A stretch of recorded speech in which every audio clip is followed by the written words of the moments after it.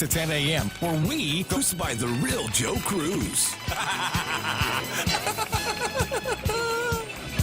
And your warm and intelligent host, Ray Gibson. It's the Gibson stream of consciousness. All the players and all the games with cameos and calls from the most interesting people like you.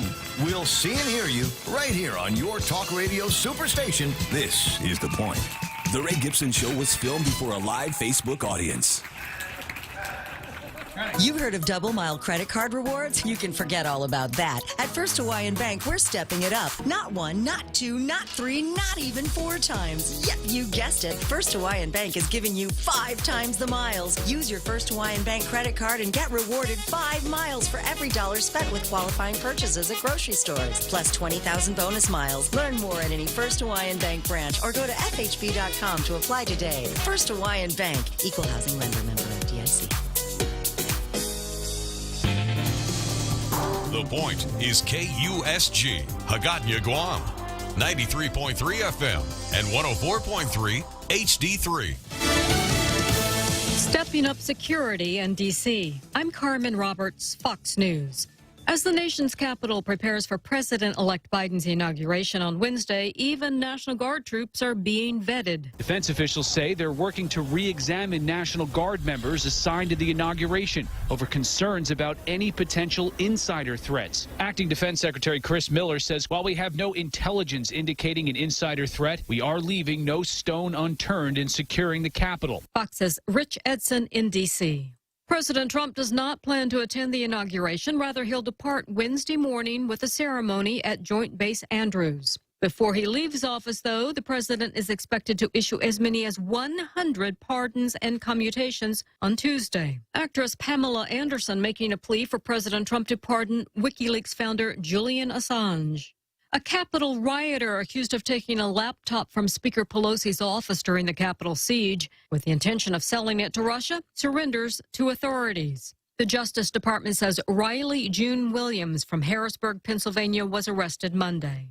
California marks a dire milestone of 3 million COVID cases. The state only surpassed 2 million cases a little more than 3 weeks ago. Nearly 34,000 people in the state have died of COVID. California has been making efforts to increase vaccinations using theme parks and sports stadiums to get more people in for the shots. The rapid rise of infections have stretched hospitals to the limit. More infections are expected as diagnoses resulting from holiday travel have yet to be seen in the statistics. Gernal Scott, Fox News. COVID deaths in the U.S. are approaching 400,000. America's listening to Fox News.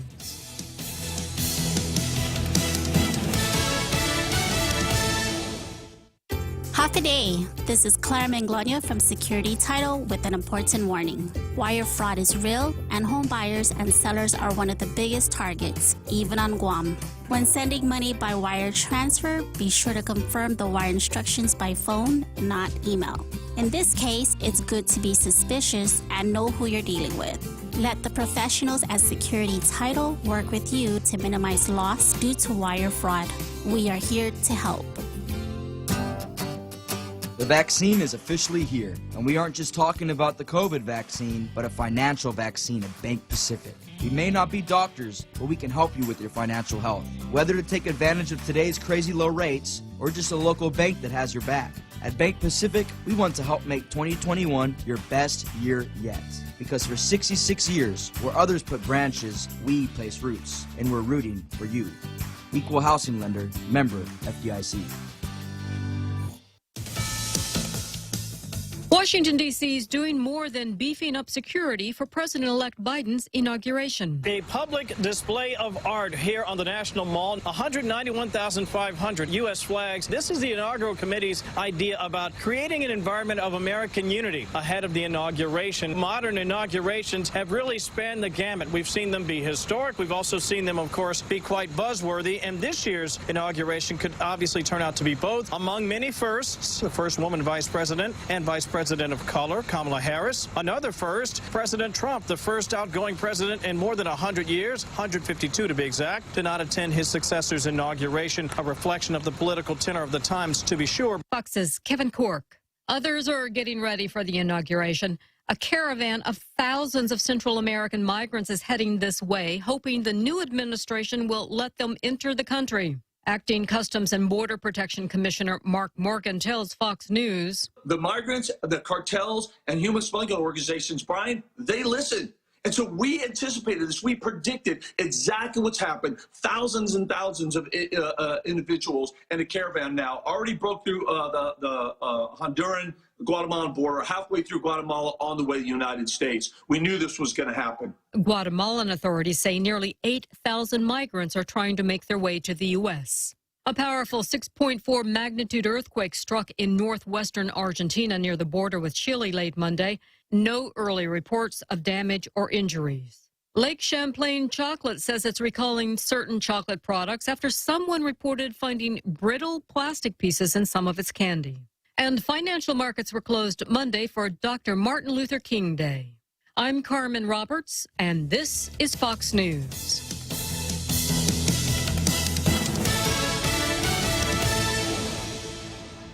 Rolling sound, quiet, and action. The Ray Gibson Show, starring Senator Mana Silva Tyron as the news anchor. I'm Mana Silva Tyron, and I'll have your local news every morning. Life moves pretty fast, so stay with us to stay informed right here on The Point. Also starring Jerry Roberts as the Better Business Training Guru. Get out there and do something good today, like listen to us Monday through Friday, 6 to 10 a.m., where we go extra for you. Produced by the real Joe Cruz.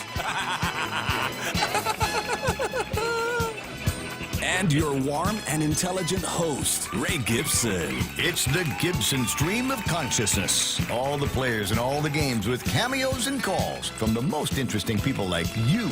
We'll see and hear you right here on your talk radio superstation. This is The Point. The Ray Gibson Show was filmed before a live Facebook audience. When's the last time you looked at your homeowner's insurance? We buy a homeowner's policy and never give it another thought until something happens. Life brings changes, and our coverage needs can change. The smart thing to do is get the answers and level up our insurance to make sure we're totally protected. That's the Insurance Extra Point. Get out there and make something good happen today by calling Guahan Insurance Services at 475-1162 or visit us at the Camacho Landmark Center in Tamuning. Tall Tales with Bob Klitzkie is brought to you by Mezcla. Mezcla Chamorro Fusion Bistro and Mezcla Dos are open for takeout and delivery services. More details, call the Hagåtña location at 479-2652 or Mezcla Dos Upper Tumon at 646-6295. Get your Mezcla fix at the comfort of your home. Welcome to Tall Tales with Bob Klitzkie, the only show on talk radio where common sense is a lot more common. Phone lines are now open at 888-TALK. That's 888-8255. And now, The Point proudly brings you Tall Tales with Senator Bob Klitzkie. A well-regulated militia being necessary to the security of a free state, the right of the people to keep and bear arms shall not be infringed. Here we go again on another voyage on the good ship Tall Tales. Starting, as is the usual custom, with a respectful reading of the Second Amendment to the United States Constitution. The only reason that I read the Second Amendment is we don't have time for me to read the whole thing. But it's certainly good reading, and it's something to be well aware of. Starting out today's exciting adventure on Tall Tales with Zemi Ikotny.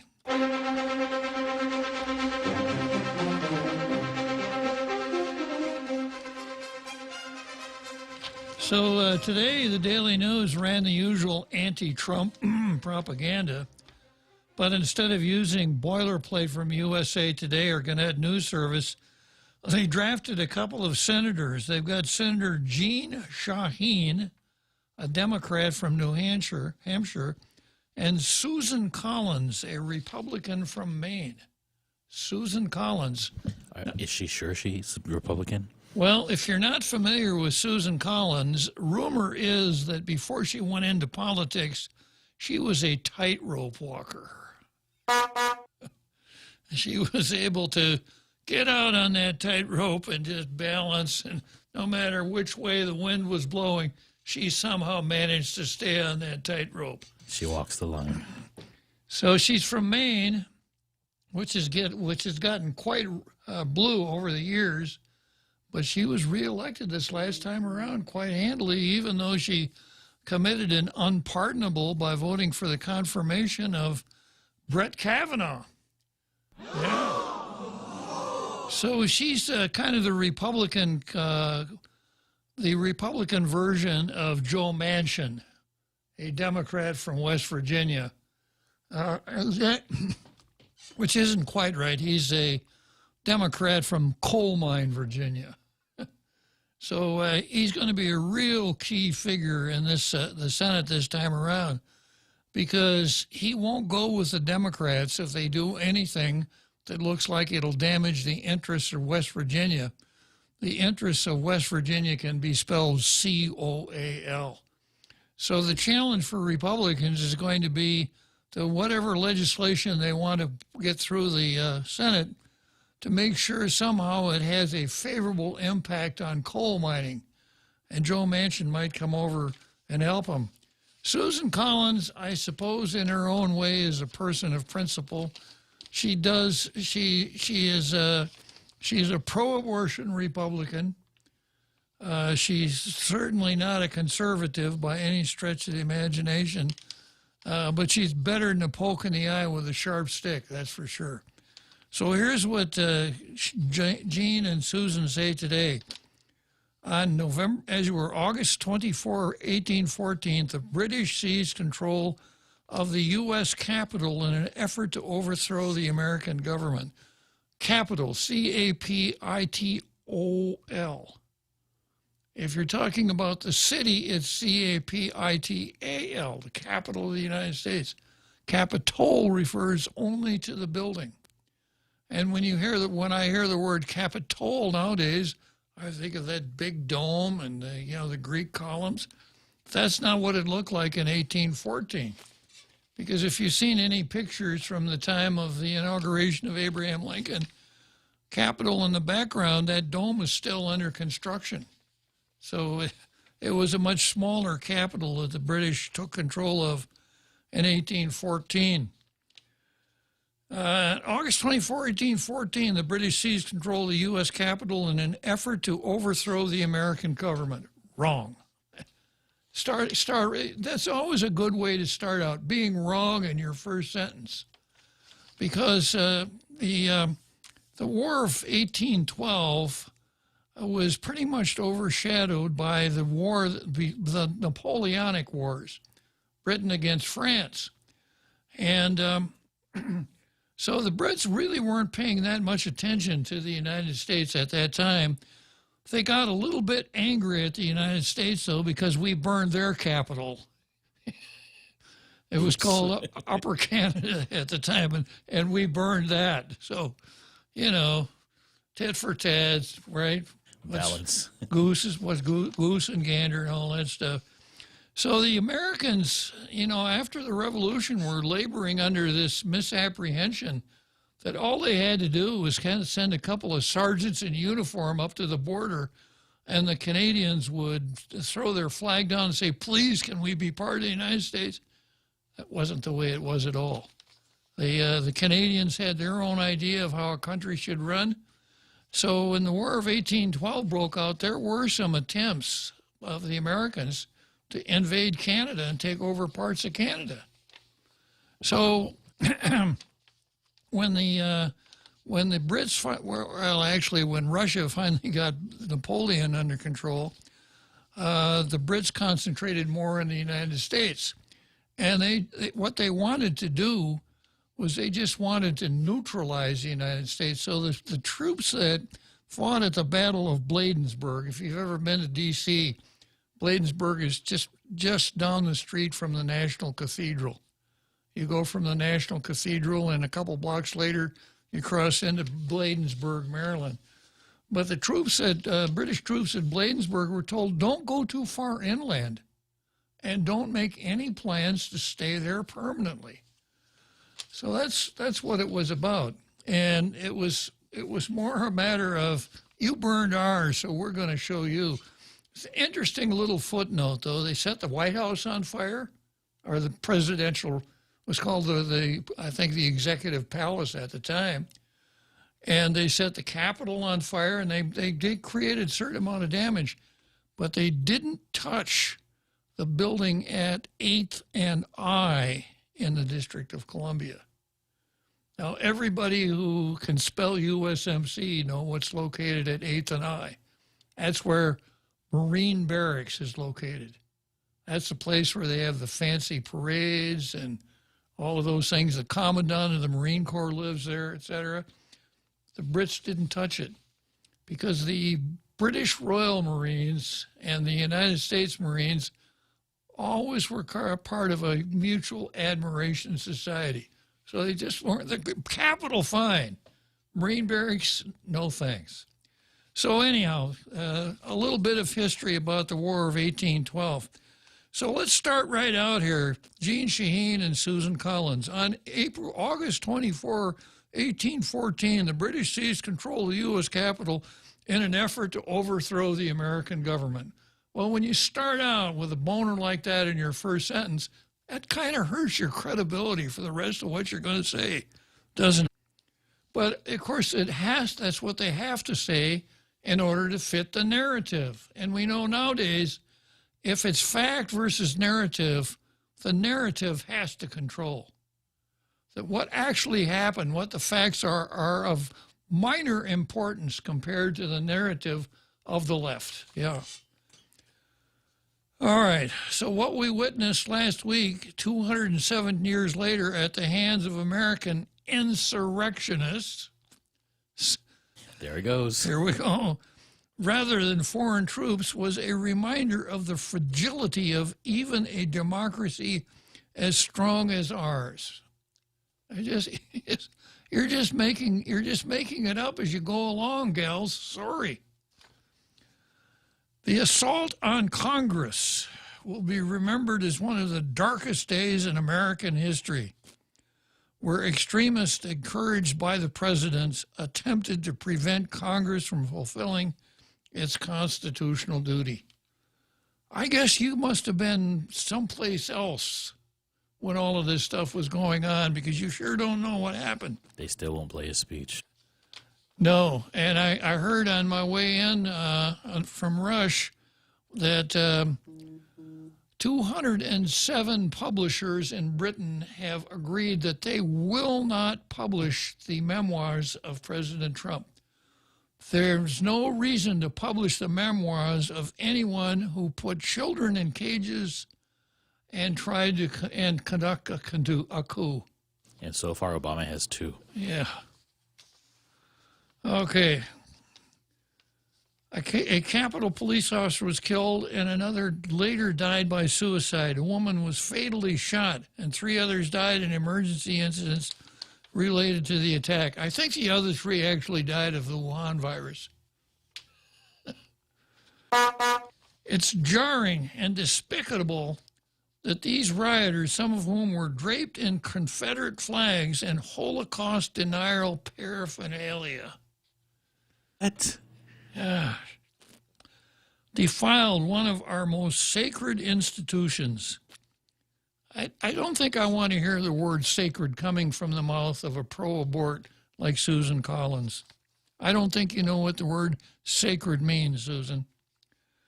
They terrorized lawmakers, staff, reporters, and law enforcement and wreaked havoc on the historic complex, leaving destruction and debris in their wake. The Capitol workers are still cleaning up at an undetermined cost to taxpayers. The people who led this insurrection are not patriots or protesters. They're terrorists. What, did they fly in from Portland? They are not to be applauded or defended. They should be condemned and prosecuted. The attack on the Capitol is a stark warning to those who have peddled conspiracy theories and fallacies surrounding the 2020 presidential election results. If they continue to incite this behavior and refuse to condemn the president's false allegations about the election, they are threatening our very system of government and its constitutional foundation. Actually, Susie and Jeannie, it's just the opposite. I have ruled on more than one occasion there were a lot of problems with the election.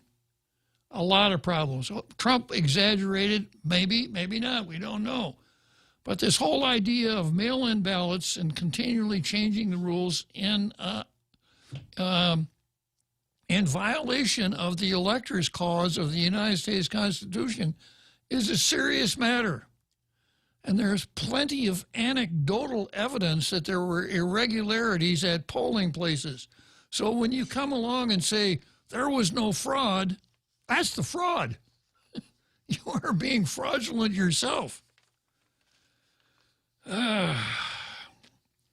If they continue to incite this behavior and refuse to condemn the president's false allegations about the election, they are threatening our very system of government and its constitutional foundations.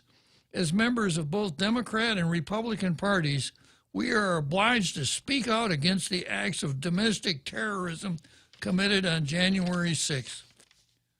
We are calling on every lawmaker to join us because there can be no equivocation on where this legislative body stands on threats to our democratic republic. Only a few days before the riot, newly elected and re-elected senators took their oaths of office and swore to protect and defend the Constitution of the United States against all enemies, foreign and domestic. Every senator must take this oath, including those whom we saw contest the results of the 2020 election, which, anyone who contested the results of the election is a really bad person in the narrative. Now, if you stop and ask what really happened, the Constitution of the United States tells you how to go about contesting an election. It's in the books. So what Ted Cruz and Hawley did is exactly the way it should be done. And I'm going to sit here and tell you it's the way it should have been done in 2000. The Supreme Court should have did exactly what they did this time around, said, fellas, we don't have jurisdiction of this. Go to the U.S. Congress on the 6th of January. That's where you do this stuff. Well, then I amend my narrative and say the founders are un-American. Exactly. Exactly. So, and to contest an election, I mean, it's happened. There are places I've seen so many things on the internet. How many times the Democrats have done it every time since 2000? The past 4 years. Yeah. Yeah, with Trump. So the people who came along and said there are election problems or election irregularities, illegalities, etc., and we're going to challenge them before the Congress are doing exactly what the Constitution allows them to do, except it's not part of the narrative. The images of the insurrection at the Capitol. Now, in addition to everything else, ladies, you need to get yourself a dictionary and look up the word insurrection. They have flashed on the screens in fledgling democracies where we see U.S. lawmakers have served as election monitors to ensure a peaceful transfer of power, which is the bedrock of a democracy. Peaceful transfer of power. How about peaceful transfer of power to the right person? How shameful it is for these nations to view these scenes from our country, the beacon of democracy. It wasn't only their watchful eyes that matter, but also those of adversaries who seek to take advantage of the polarization in our country. Our country's polarized? How could that have ever happened? Those nations and all others should also observe, however, that this insurrection did not succeed, probably because it never started. Members of Congress reconvened that same night and affirmed the election results as is required under the Constitution. So now it matters. Now it's okay. A new administration will take office on Wednesday. Those who might seek to capitalize on the division, distraction, and vitriol of the partisan politics that spurred this turmoil should be reminded of the strength and resilience of this constitutional Democrat process, which they took advantage of. We know that the results of the 2020 presidential election are valid because nearly 90 judges, including Supreme Court justices, dismissed lawsuits alleging fraud or irregularities. Well, when the court dismisses, the only thing you could know for sure is that there was a jurisdictional flaw. It's not the result that you say it is. The Cybersecurity and Infrastructure Security Agency, the federal agency tasked with physical and cybersecurity, found that the elections were the most secure in American history. These are not matters of opinion, nor are they up for interpretation. Oh, they're not up for interpretation. Thanks for telling us. Doesn't sound authoritarian. Yeah, they are facts. What we experienced on Capitol Hill was a culmination of months of the president making dramatic false statements alleging widespread election fraud without evidence and without consequences, and being encouraged by some in Congress who know better. We cannot afford to allow this to continue. The continued stability of our nation is at stake. I'll go along with that. That's true. It's the duty of every lawmaker to ensure the preservation of our democracy, and especially those culpable in spreading this divisive rhetoric to pull us back from the brink of utter chaos.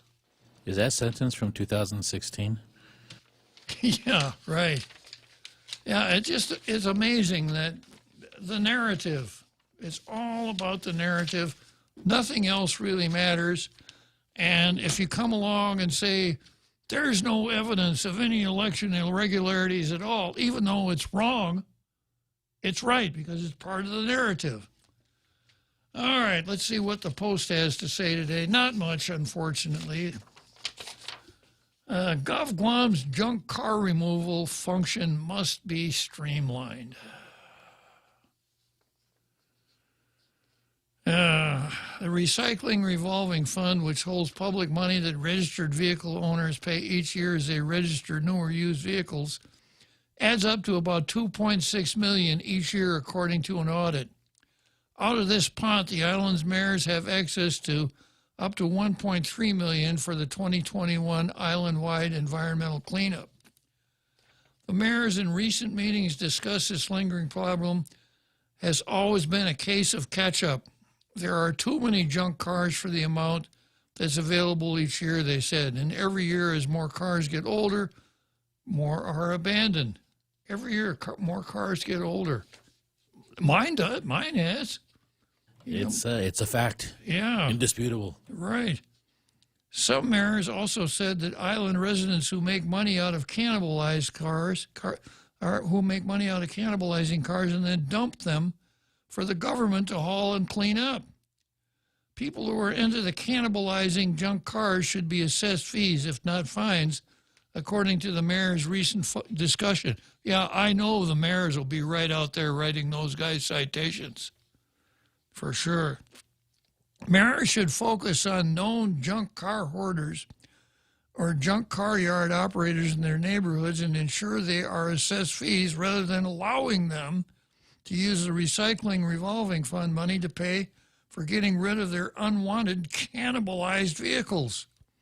The way it's set up, mayors have a lot of discretionary power as to whose junk car problem gets attention first before other neighborhoods or streets with the same problem. One idea that should be explored is Sinatnia Mayor Robert Hoffman's. He suggested giving residents a centralized government phone number to call directly for removal of a junk car. Maybe a messaging system like WhatsApp would also be allowed.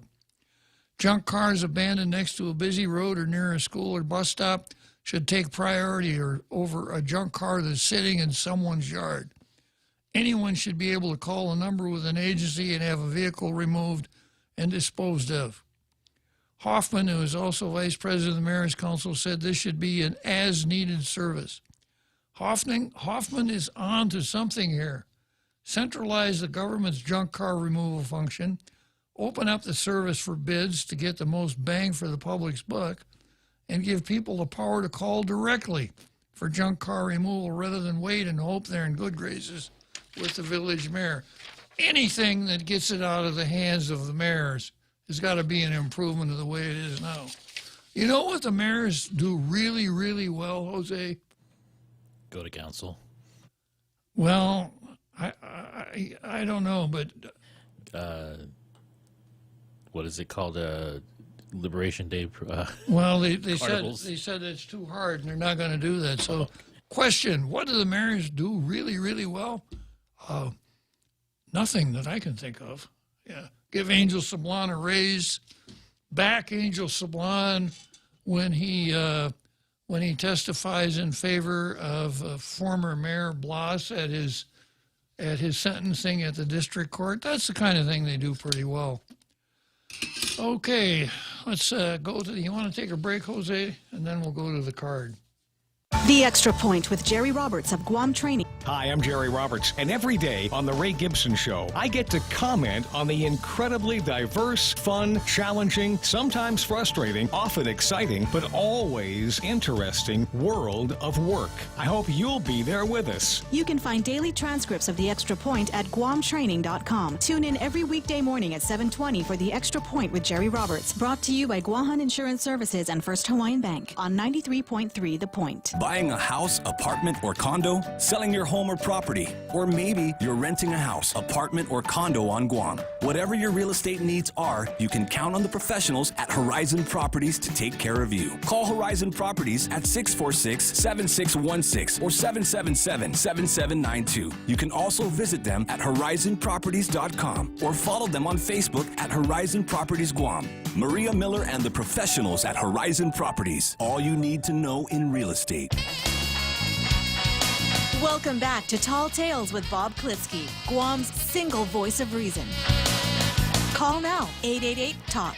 That's 888-8255. Okay, well, I've got my program notes here, and as I mention every day, you can go to Tall Tales. You can go to Jungle Watch, junglewatch.info. You can see the program notes and today's card. And later on today's show will be posted on Jungle Watch, at which time you can make comments about all of the clever things that I said during the program, if you so desire, or anything else that comes to your fancy. Here's the program notes. A copy of a letter from Speaker Pelosi to Governor Ted Wheeler was removed from the laptop that was taken from Nancy's office. And there's some pretty interesting stuff on that hard drive. Next, the intrigue of the 19th floor continues. And the First Circuit Court of Appeals delivers more bad news for Gods and Arrows. Twitter, that great Freedom of Speech Foundation, Twitter, doesn't like the GOP Green New Deal, which I'm going to tell you about. The cancel culture takes on lawyers. Anybody, I wore my MAGA hat on Tall Tales one time, and I've been a pretty vocal Trump supporter.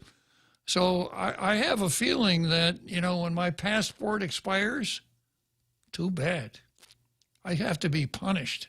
You're stuck here. Yeah, I'll never be able to go anywhere again. Okay, so let's start out with Nancy and Ted versus Trump. And this is the letter that allegedly was retrieved from Nancy's laptop that was taken from her office during the insurrection at the Capitol. So here it goes. It's to Mr. Ted Wheeler, 1221 Southwest 4th, number 340, Portland, Oregon. I'm doxing Wheeler here, right? Dear Mr. Wheeler, I have seen your response to the riots in your city, and I'm urging you to stick to the proven Democratic playbook. 1, deny there is a problem. The press will support this. 2, refer to everything as peaceful and calm. Press is going to be help here too. 3, when all hell breaks loose, go on camera and show your support for anybody breaking the law. The press will praise you for this too. You will be a hero, a new hero. Nancy says, trust me. 4, when you can no longer keep any order, blame Trump. I cannot overemphasize that number. When you no longer can keep order, blame Trump. This has worked every time we have used it. And again, the press has told me they will support and fact check any claim we made. Press has, as you were, this is political gold. Go on television.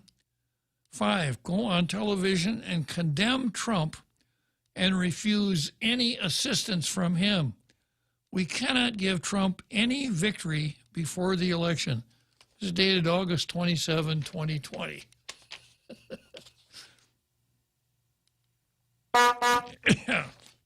It's one of these things that floats around. The kind of strange thing here is that this isn't real, but if I told you it were, you'd believe me because it sounds exactly like what the Democrats would do. It's just as valid as the op-ed you read earlier. Yeah, it is. Okay, next item on the card, BJ versus the 19th floor. And there's a story, Gov Guam pay inconsistent in early part of pandemic. Workers might have to give money back. Some government of Guam employees might have to return the extra pay they received during the early weeks of the pandemic, according to Public Auditor Benjamin Cruz, who reported dozens of agency directors and elected officials possibly received illegal bonuses. Cruz's Office of Public Accountability on Tuesday released an audit of GovGuam's COVID-19 payroll expenses.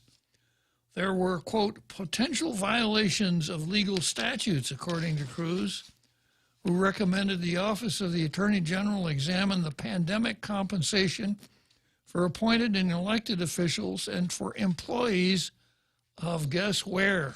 The Guam Power Authority and the Guam Water Works Authority. Governor Lulian Guerrero in March closed GovGuam offices in response to the pandemic. All GovGuam employees continued to be paid regardless of whether they were allowed to work.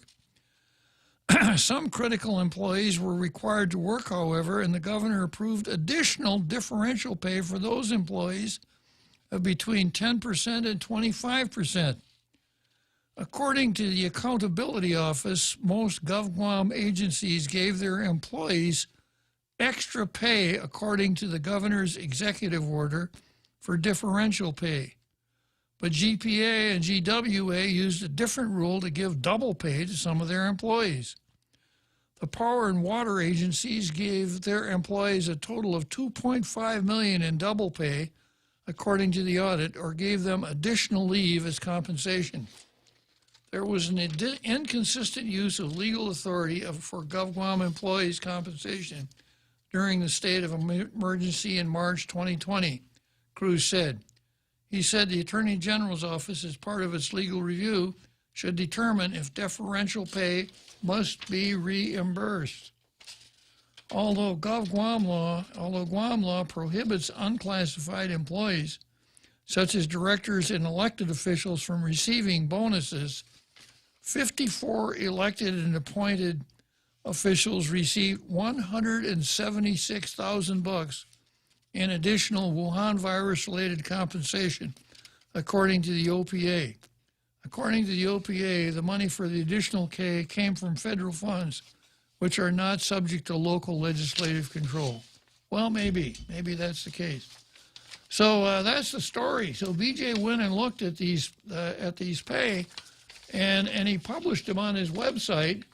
And guess what? I went and looked at the website, and I found some pretty interesting things on that website. First of all, back to one of my favorite agencies here, the CCU. At GPA, there was some money paid out to the Assistant General Manager for Engineering and Technical Services, Assistant General Manager Operations, Assistant General Managers Admin, Chief Financial Officer, Chief Information Technology Officer. Now, some of those are these people that are evaluated by the CCU, and anyone who would look at the evaluations of those employees would be taken out behind the Nelson Building and have his eyes poked out with a hot poker, because you're not supposed to look at those things. So I wonder if this money had anything to do with their evaluations. Now, I found a real interesting thing this spreadsheet here for GPA. $5,711 was paid to the interim staff attorney at the CCU. The interim staff attorney. I guess their two regular attorneys can't make mistakes fast enough. They've got to bring in more help. An interim staff attorney. Now, what could that mean? I don't know, but it sure looks suspicious, and I'm going to see what I can find out about it. They furloughed their staff attorney, so they had an interim? Apparently so, yeah. Now, that's GPA. That's not Kelly Clark, so I probably won't get a nasty letter about talking about this. And the real bombshell here goes back to guess where. Yeah, now you'll recall that during the beginning of the quarantine, the governor's son-in-law rented the 19th floor of the Pacific Star. Now, I haven't been over there lately, but I'm told that if you look at the elevator buttons, you know, they go from 18 to 20, and there's no button for the 19th floor. And if you look at that, the hand, there's nothing there for the 19th floor. And if you go into the stairwell, there's a sign that says, no exit at 19th floor. So it's a very mysterious place. It's a hard club to get into. Say again? That's a hard club to get into. Well, it is. And so far, the only person that we know that cracked the code was a certain Tony Babauta, who at that time was the governor's chief of staff and was feeling just, you know, he wasn't quite in tip-top shape. So he decided he would go into the presidential suite. And I think we ran the cost, how much it cost to spend a night in it's over $1,000 to spend a night in the presidential suite. So Tony, well, you know, he went in and spent the night in the presidential suite. And I hope he enjoyed it, because it was a career-ending event for him. That was the end of Tony Babauta, chief of staff. So the 19th floor was used, we were told it was used for quarantine, but there's so much. Did you ever see the movie The Shining? Sure did. Yeah. I don't know if this is true or not, but I think some of the interiors were shot on the 19th floor. Remember the twin girls and the bicycles? Oh, yeah. I think that scene was shot on the 19th floor. That flood coming out of the elevator? Yeah. Yeah, I'm not sure about that, but, you know, sometimes but anyhow, it's possible. It's possible. Should have stayed at a Holiday Inn Express. Really. So in order to make sure that proper order and discipline was maintained on the 19th floor, 2 high-powered people from the government of Guam were assigned to be in charge of the 19th floor. Well, you know, you could expect they're going to get hazard pay. It's kind of like being the caretaker at Frankenstein's castle, right? So, yeah, the 2 people that were the caretakers for the 19th floor folks that were supposed to make sure that everything got done that needed to get done, that was Rebecca Respicio, also known as Becky Respicio, who at the time was the director of energy, and Alice Tyrone, who at the time was the director of Guam Housing Corporation, both of whom were knocking down pretty good salaries. So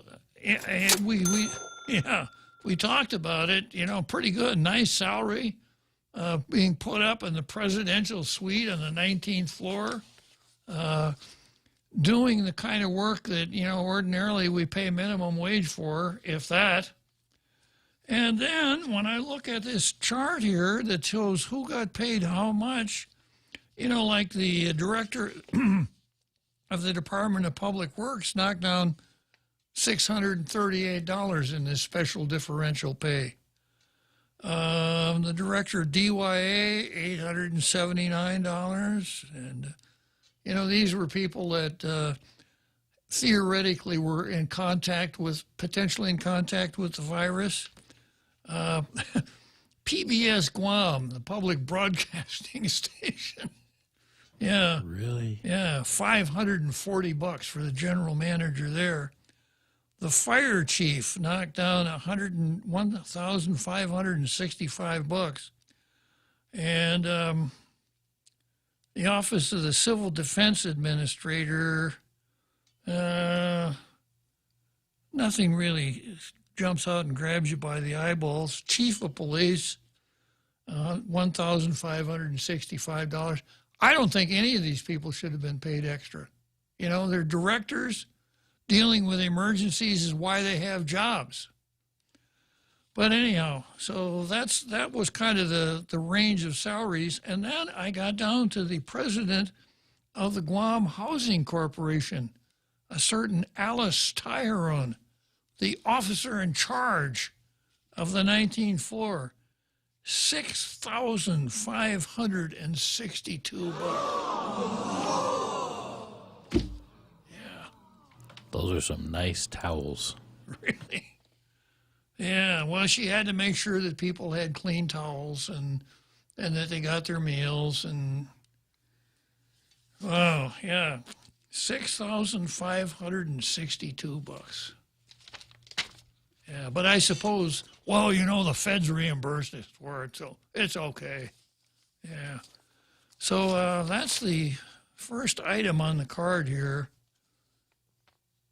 No, that's the second item on the card. The intrigue of the 19th floor.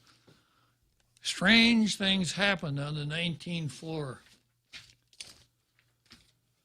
All right, let me see who I got waiting in the green room here. Probably another Joe, huh? Yeah. Boy, am I prescient or what? Okay, so yeah, so we got another Joe, and I don't know if another Joe has had any experience on the 19th floor, or perhaps has had a friend that went to the 19th floor. What can you tell us about the intrigues of the 19th floor, another Joe? Oh, kebab. Probably not much. I tend to avoid that place, you know. If it's uncontroversial, just walk past it, or take a little glance, and don't stay too long. Would you go up there for $6,562, another Joe? Well, that'd be really tempting. You would. Well, Admit it. Yeah, I mean, if I had a crystal ball and I knew that I'd be criticized for it, probably no. But if it was something that wouldn't be considered inappropriate, probably. Say again? But I think that's the whole basis of it, right? All the expenditures. It's not really appropriate. But Uncle Bob, I actually called because, it just seems to me this is a management style. And I think it has to do with Democrat governor who happens to be basically worth a few billion, possibly. So, I mean, it's going to be really difficult to recreate this. I don't think any other Democrat taking her place in the future, if there is a Democrat governor anytime soon after her, will be able to recreate. I think she's like a one of a kind, and her style is going to be one of a kind. I don't think anyone's going to be able to pull off what she pulled off because it'd be too controversial. The people would not let them. They would not get away with it. Think about, kind of like Calvo. His family employed literally thousands of people, so he had some street cred. But are you still there, Bob? I'm still here. Yeah. Having said that, like with the mayors, really this Mayor Hoffman, he was delegated the responsibility. When a billionaire governor asks you to do something, how can you say no, right? So it's not necessarily his forte. I don't get the impression that he had a background in auto mechanics or vehicles of any sort. I could be wrong. So if he's kind of clumsy at it, I don't know. But the impression is they're having to work through the EPA, the Guam EPA. So it's basically what they had to do going back, 15, 20 years under, was it Felix Camacho, when they had to do the cleanup. So, it's just, this is a Democrat style. I don't know how much I can criticize. We're just starting to open up our offices with the pandemic issue. Hopefully they'll stay open. But the mayors, I think they have other things they can be doing, right? So they're being given this task on the side. How can you gauge how productive they are, or if they're doing anything as a mayor? Hey, another Joe, it's been a little slice of heaven, but I hear the music in the background, so I'm going to have to say goodbye, okay? Thanks for your time, Well, good talking to you, another Joe. It takes all of us to protect Guam. Join the Guam Visitors Bureau in our social media campaign series aimed to protect our island and each other in this COVID-19 era. Participate in the Protect Guam movement by wearing your mask, showcasing Guam's heroes, staying active, and downloading the Guam COVID Alert app. Post and share your content with us. Use the hashtag #ProtectGuam, and you could win $100. It's that simple. Check out visitguam.com for details. Let's reclaim our lives, our economy, and our tourism industry. $5 footlong, pile high with veggies. They're back. Any footlong is a $5 footlong when you buy one at regular price at participating locations. Subway. Eat fresh. Okay, Google. Hey, Siri. Hi, Bixby. Go ahead. I'm listening. Open the Point app. Opening. Live stream, on demand, swap stations, check out the visual radio. Get the free app available on the App Store and Google Play, or go to thepoint.gu.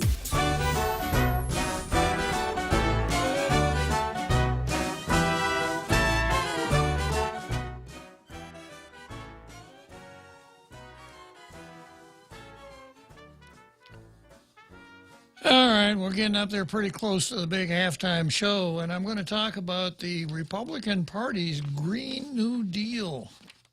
And the Green New Deal is named after a newly elected member of the House, Marjorie Taylor Greene.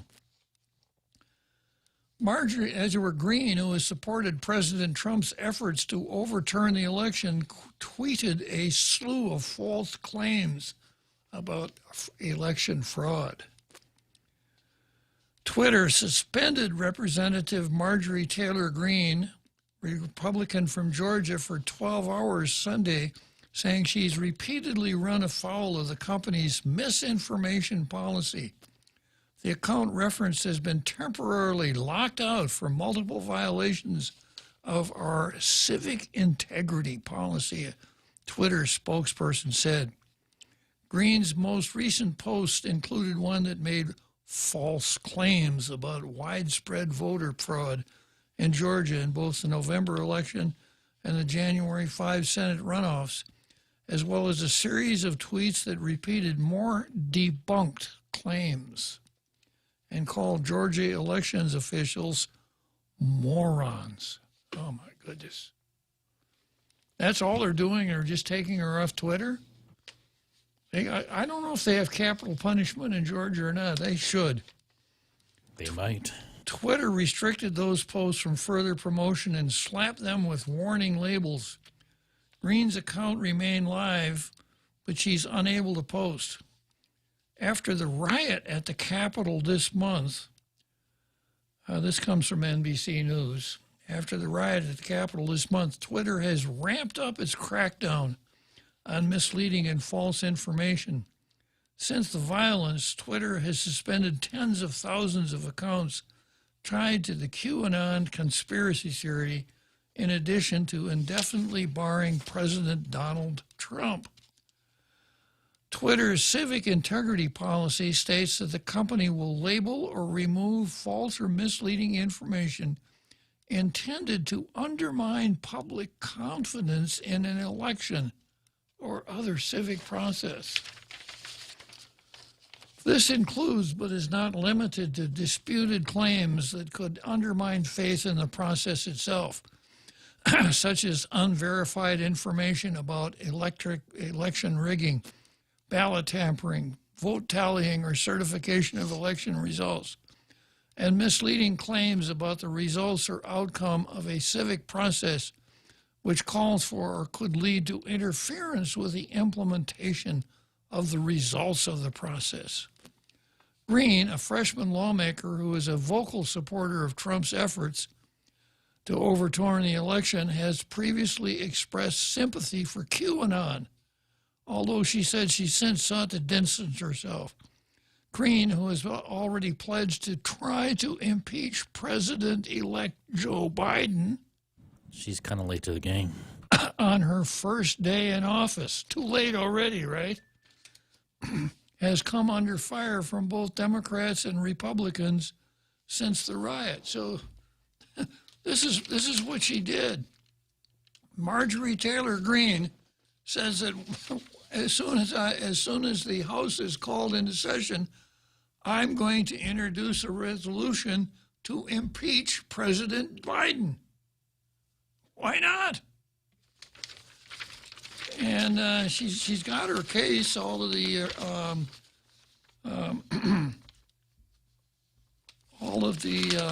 Ukraine and all the rest of that stuff. She's got as solid grounds as the Republicans, the Democrats have had in 2 attempts to impeach Trump. Now, this last one, you know, if this were court and Rule 11 applied to impeachment, Rule 11 says when a lawyer signs a paper in a court case and files it with the court, he's saying that he has investigated it and the facts are as they're stated. And he stated that a reasonable interpretation of the law would lead one to believe that he has a good shot at getting the relief he's praying for. Or, in the alternative, he can say, I'm attempting to change the law or extend the law. If Rule 11 applied to impeachment proceedings, all of the Democrats would be sanctioned because it's obviously so frivolous to impeach the guy. First of all, the grounds are wrong. Second, if they had good grounds,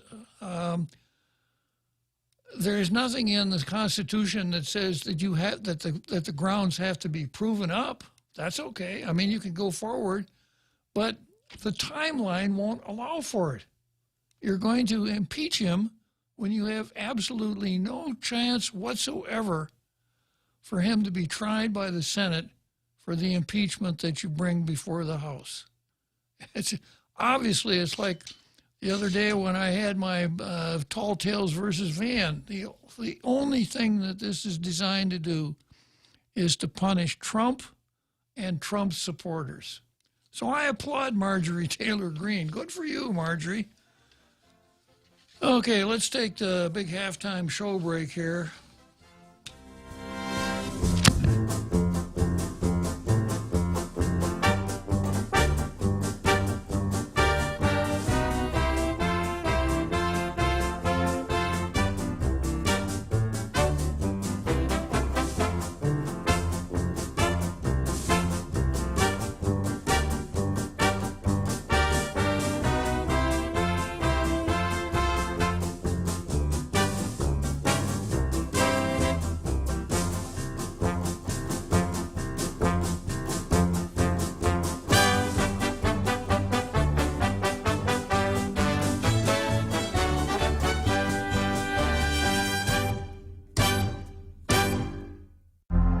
The Point is KUSG, Hagåtña, Guam, 93.3 FM and 104.3 HD3. D.C. security intensifies. I'm Carmen Roberts, Fox News. President-elect Biden will take the oath of office in less than 2 days, and Washington, D.C. is drawing the security net even tighter around the Capitol. There is some chatter out there on the internet about those that seek to disrupt the peaceful transfer of power on the 20th, and the FBI and the Secret Service and all our partners, the intel community, are looking into that to make sure that, again, no stone unturned when it comes to somebody thinking about threatening the peaceful transfer of power. Acting Director of Homeland Security Peter Gaynor talking to Fox News. While security may keep the Capitol safe, the lockdown with all its roadblocks and barriers is having a dismal effect on businesses. Ordinarily, Inauguration Week is a real boom, especially for restaurants. They say they can make 2 or 3 times the average each night during Inauguration Week, but many owners are telling us that this time around, from a business point of view, this could be the worst inauguration ever. Fox's Steve Harrigan. The Justice Department says the woman accused of stealing a laptop from Speaker Pelosi's office during the Capitol siege is in FBI custody. Riley June Williams of Harrisburg, Pennsylvania, surrendered Monday. President-elect Biden says he'll immediately step up measures to fight the pandemic when he takes office. And for states like Arizona, it's help that's desperately needed. All day and all night, they keep coming here at Arizona's only 24/7 vaccination site. Arizona's infection, hospitalization, and death rates per capita are currently the worst in the nation. Fox's Jonathan Hunt. Meantime, Treasury Secretary nominee Janet Yellen will use her testimony during Tuesday's Senate confirmation hearing to call on Congress to do more to fight a deep pandemic-induced recession. America's listening to Fox News.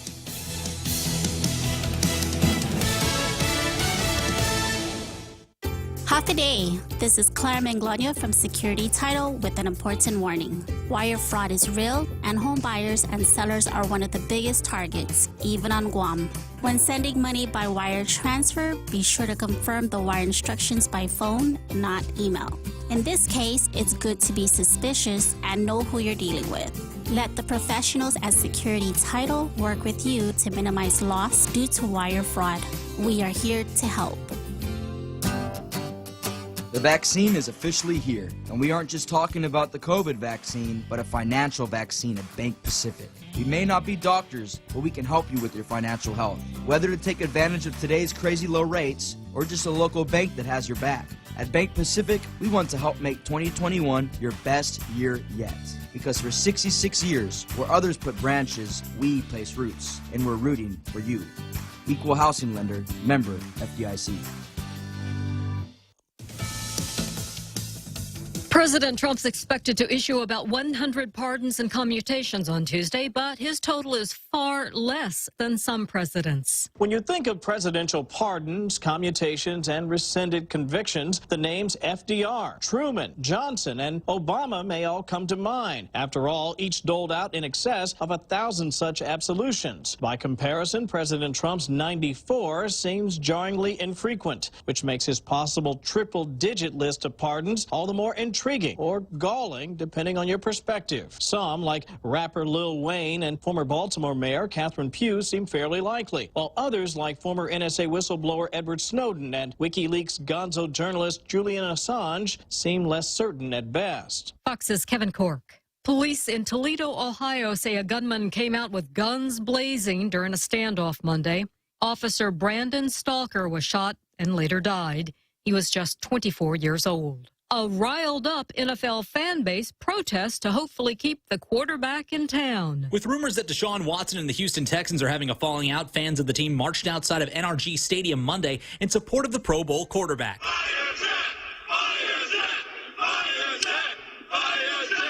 Those chants of "Fire Jack" meant for Texans Executive Vice President of Football Operations Jack Easterby, as Watson stirred rumors of a trade after feeling left out of the Texans' search for a new head coach and general manager. Watson took to Twitter to say he was humbled, but called for the cancellation of the march, citing the coronavirus, tweeting, "COVID is spreading at a high rate, and I don't want any fans to unnecessarily expose themselves to infection." Matt Napolitano, Fox News. Markets were closed Monday for the MLK holiday. At last check, Dow futures were up 153 points. I'm Carmen Roberts, and this is Fox News.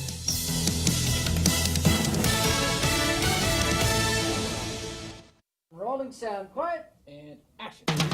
The Ray Gibson Show, starring Senator Mona Silva Tyron as the news anchor. I'm Mona Silva Tyron, and I'll have your local news every morning. Life moves pretty fast, so stay with us to stay informed right here on The Point. Also starring Jerry Roberts as the Better Business Training Guru. Get out there and do something good today, like listen to us Monday through Friday, 6 to 10 a.m., where we go extra for you. Produced by the real Joe Cruz. And your warm and intelligent host, Ray Gibson. It's the Gibson Stream of Consciousness. All the players and all the games with cameos and calls from the most interesting people like you. We'll see and hear you right here on your talk radio superstation. This is The Point. The Ray Gibson Show was filmed before a live Facebook audience. Mezcla Chamorro Fusion Bistro in Hagåtña and Mezcla Dos Upper Tumon are now open for takeout and delivery services. For more information, call now at 479-2652 or 3 or Mezcla Dos at 646-6295. Mezcla Chamorro Fusion Bistro brings you island hospitality with the true taste of modern Chamorro cuisine at the comfort of your own home. They take your local favorite dishes and serve them with extra flair you will only find at Mezcla.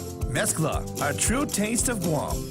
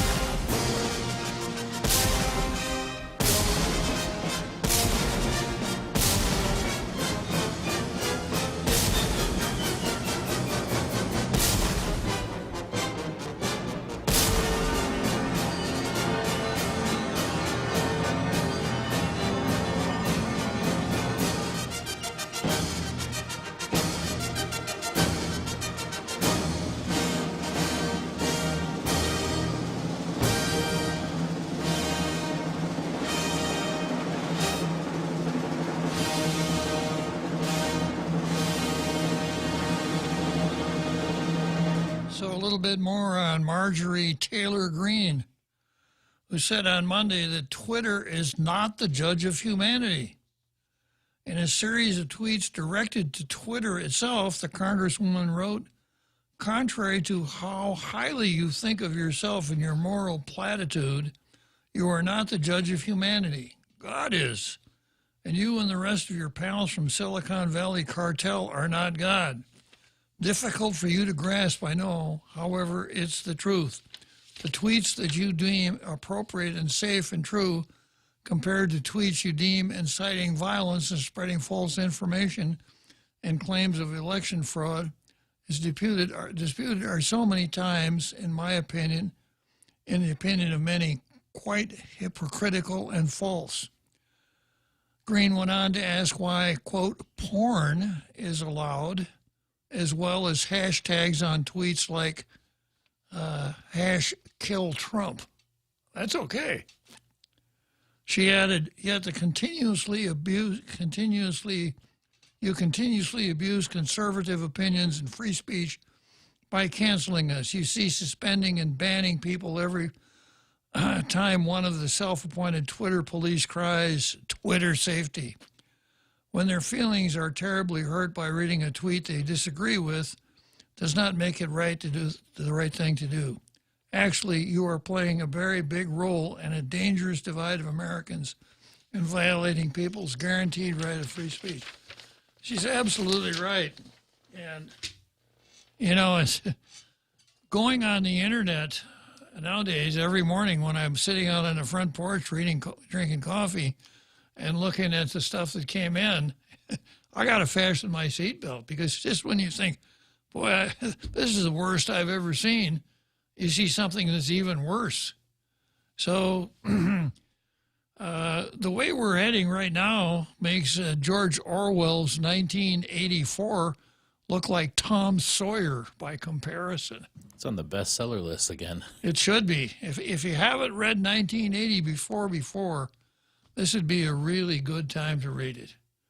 And, of course, it's a good prep for Animal Farm, which is kind of like where we're also heading. So, yeah, we are in the midst of a fascistic, totalitarian society that's continually flexing its muscles and trying to gain more power to itself to shut more people out or shut more people down in such a manner that they would never have the means of getting back in power. I've made this observation before.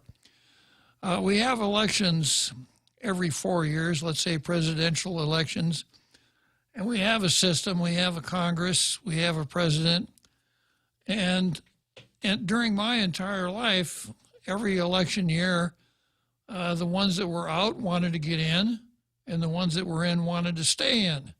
And the reason that they told us that they wanted to get in or stay in, because they wanted to use that particular mechanism to achieve certain objectives.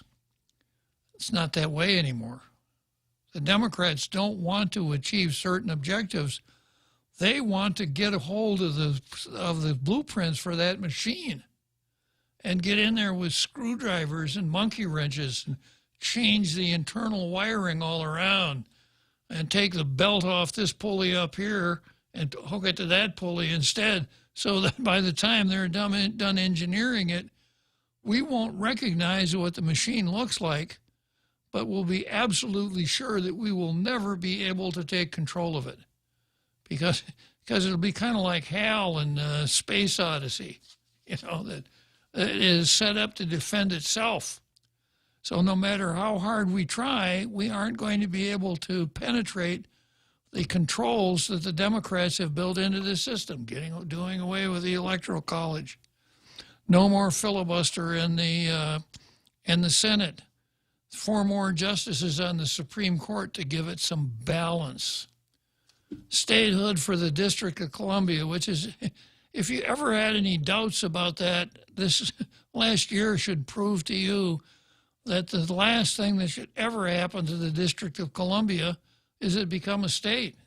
Actually, it should go the other way around. It should lose some of its home rule authority, because our nation's capital is sitting in the midst of what amounts to a hostile nation. They actually took on the President of the United States, painting the streets and all the rest of this stuff. So these are the kinds of things that the Democrats, and we got to watch, they're probably going to be starting on January 21st. These are the kind of things they want to do. They want to change the country in the system, in such a manner that no one will ever be able to get them out. And will be a one-party state forever. And it won't last long because the country can't last long as a one-party state. It wouldn't make any difference which party it were. We need to have balance, and we need to have checks and balances. Andrew chimes in. He says, Orwell's 1984 used to be a work of fiction. Now it's a how-to manual. Yeah. And Jose Martinez tells us now they're going after the same National Guard they requested to project them. And this is what I heard from Rush on my way this morning or this afternoon, that 90% of guardsmen are white by nature of the structure of the organization.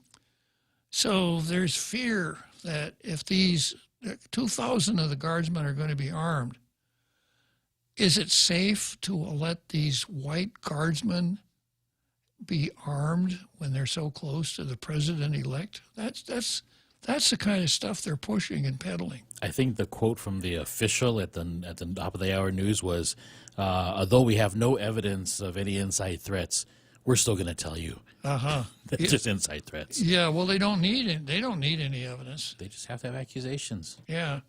It's kind of like Anamita Carr. Some are saying, right? We don't know who the some are, but by gosh, they're saying. So these are really difficult times in which we live. And, Tim was on the other day talking about who can do what. And, the expectation that maybe I can do something. Well, I can. I'm the host of Tall Tales, and my powers are almost as great as the Wizard of Oz. But I'm urging everybody, become engaged, follow along. Don't let any of these things surprise you. And the weapons that we have right now look like this. I'm holding up my pen in front of the camera. Write letters to the editor. Write letters to people in Washington. Contribute to political campaigns. A little bit late for that this time. Call talk shows. Make yourself known. Follow along and speak the truth. And when you find someone who doesn't know what's going on or is going down the wrong road, at least take a shot at arming that person with the real truth. So if you have friends that are lefties, it's a whole lot more comfortable just to let it go. But that's kind of how we got to the place where we are, too much moquita and not enough proselytizing. We have so much going for our side that we ought to almost feel duty-bound. Like a good Baptist preacher, we ought to feel almost duty-bound to go out and proselytize and give people the advantage of the goodness of our positions on these different issues, and try to make allies of these folks so that we have a chance of holding back the flood tides that are coming just as sure as the rainy season is going to get here in June. Okay, I guess I'll start with another Joe, who's back on that Ferris wheel again. Hello, another Joe. Another Joe. Have you ever had altitude sickness? Yes, I have. My first time flying as a little kid back in the 70s, Yeah. It wasn't pretty. But going up at the top of the Ferris wheel obviously doesn't bother you, right, another Joe? Well, I am a little bit, what is the word when you're afraid of heights? No, is it claustrophobia is closed in space. What is And you kind of wobble when you, fear of I can't think of heights? it right now. I don't know. We'll find out for you, another Joe. We don't want you to be in the dark about what's wrong with you, okay? Thanks a lot. I'm sure that you won't disappoint. I'm sure you'll find a few. He's afraid of the dark. Uncle Bob. Uh-huh. Was that? Go ahead, another Joe. Oh, yeah, I think you found the word.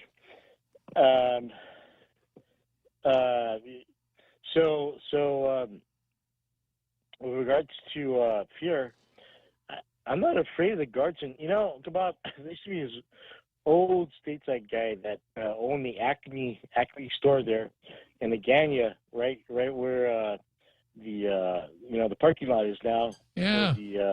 I remember and Acme store. Yeah. Yeah, the old white guy there. And if you take the time to actually talk to the guy, you'd be surprised. He's an interesting character. And then as he got older, I said, aren't you afraid? You're kind of old and you're by yourself. And the old guy pulled out a 6-shooter. Said, nope, not afraid. He was still taking that thing along, man. I knew that guy. Another Joe. That fellow there. His name was Jess Norton. Old Jess Norton down there at the Acme store. Yeah. And that's exactly the way he spoke. Yeah, and one time, they over there at Nambo's Insurance, they hired old Jess Norton to do a commercial. And it went something like this. I buy my insurance from Nambo's, and I can tell you this. They're good and they're courteous, and I can recommend them to anybody. That was old Jess Norton. And folks at Nambo's were courteous. Yeah, so I remember him. But anyhow, another Joe, the thing with the National Guard is this, that the Democrats are so deep into their own narrative and their own cultural Marxism that they say, we want the Guard to come and protect us. And then they say, but, oh my goodness, these guardsmen are not people of color. Obviously, we can't trust them. They've got loaded weapons. They're a threat. That's what they're saying. How demented can you get? And they're talking about insurrection and disloyalty and all this kind of stuff. Uncle Bob, when I was a kid, I went to the States. I was literally surrounded by white people. I was like the one minority in a sea of white faces, and so no, I mean, I survived it. Why would I be afraid? You just have to live by the rules, and they're pretty fair, the rules. But no, their narrative, like you said, their narrative is you're supposed to be afraid. It's fear. They're fear baiting, I think is the word. So they're trying to motivate people to stay afraid in order to. And they want them to stay in these identity group categories because that's a mechanism of control. You continue to convince everybody that they are being oppressed, that they're the victims, and that the white folks are the oppressors or the villains, and that's their form of control. So nothing else matters but that. That's critical race theory, that race is at the bottom of, it's not just a thing, it's everything for them. So, of course, if guardsmen are sent in to protect them, you got to find some way of saying, well, these guys can't be good because. Right, another Joe? Well, it's not fair, because the system is you're innocent to proven guilty, and if you judge before there's proof, that's called prejudice, right? Of course. But see, when you say things like that, then what you are doing, you are just acting like an oppressor because you're trying to oppress the oppressed by saying things like that. So this idea of innocent until proven guilty doesn't work. That would be the rap. That's not what we're talking about. We're not talking about innocent until proven guilty. We're talking about justice, which has nothing to do with innocent until proven guilty. But it should. That's the whole point. For the cultural Marxist, innocent until proven guilty has nothing to do with justice. Justice is all about settling old scores. That's what makes it scary. It does. That's what makes it scary because you're supposed to blindly follow their narrative, and then you become their tool. As you and Frenchies often say, you become their useful idiots. And who wants to be that? I don't want to be a member of that I forget the name of that dome club and not realize you're part of it. I don't want to be that guy. Yeah, the Dunning-Kruger Club. The rule for Dunning-Kruger Club. You don't know you're a member. so that's what's really scary, Uncle Bob. But I want to leave you with this thought, Uncle Bob. I'm a little bit less afraid regarding the issue of Leon Guerrero bringing in a pro-abortion doctor, and I'll tell you why.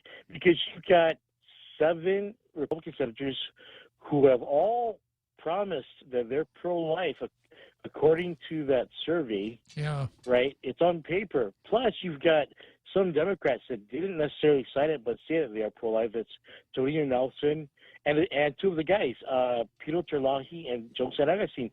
So that makes 10 senators altogether proclaiming they're pro-life.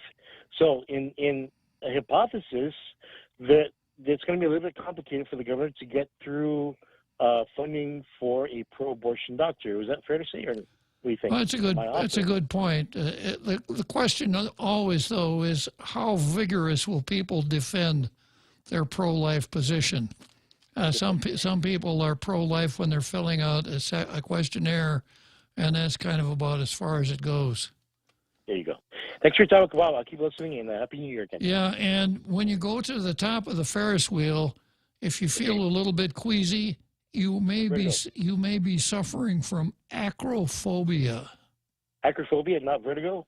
Acrophobia, fear of heights. Acrophobia. Yeah. Thank you very much. All right, another Joe. Happy New Year. Okay. So there's another Joe. I've got someone out there in the green room who I know everybody's saying, put him on now, Bob, put him on now, because it is, after all, the most dangerous man in the room. However, in order to protect our international radio listening audience, I'm going to break for the 7th inning stretch, and then we'll find the most dangerous man in the green room and put him on the air. The Extra Point with Jerry Roberts of Guam Training. Hi, I'm Jerry Roberts, and every day on The Ray Gibson Show, I get to comment on the incredibly diverse, fun, challenging, sometimes frustrating, often exciting, but always interesting world of work. I hope you'll be there with us. You can find daily transcripts of The Extra Point at guamtraining.com. Tune in every weekday morning at 7:20 for The Extra Point with Jerry Roberts, brought to you by Guahan Insurance Services and First Hawaiian Bank on 93.3 The Point. Okay, Google. Hey, Siri. Hi, Bixby. Go ahead. I'm listening. Open the Point app. Opening. Live stream, on demand, swap stations. Check out the visual radio. Get the free app available on the App Store and Google Play, or go to thepoint.gu.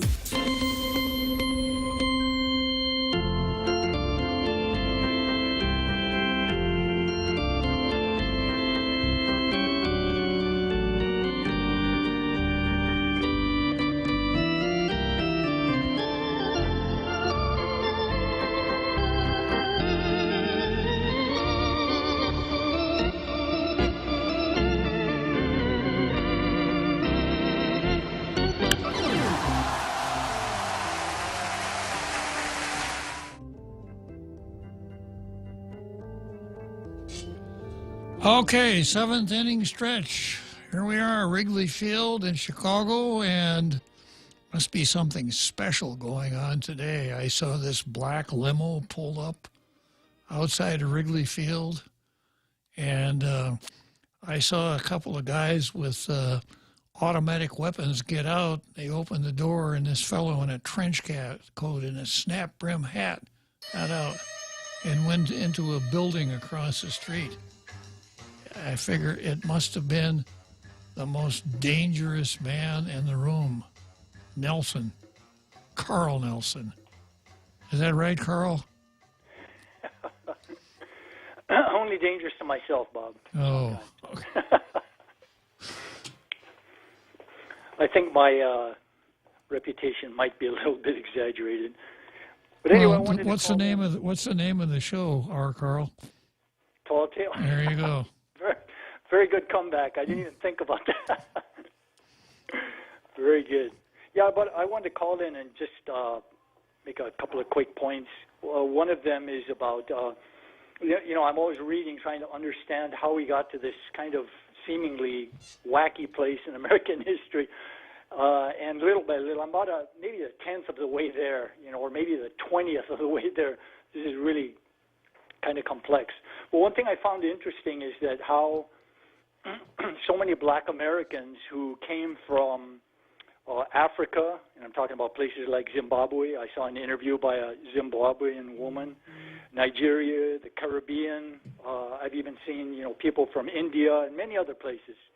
Brown people, black people that love America. It's a place of opportunity. They gave up their own homeland to come here and become an American. And there's other people that who are also, have more melanin in their skin. They're brown or black, and they despise America. And I was wondering, why is that?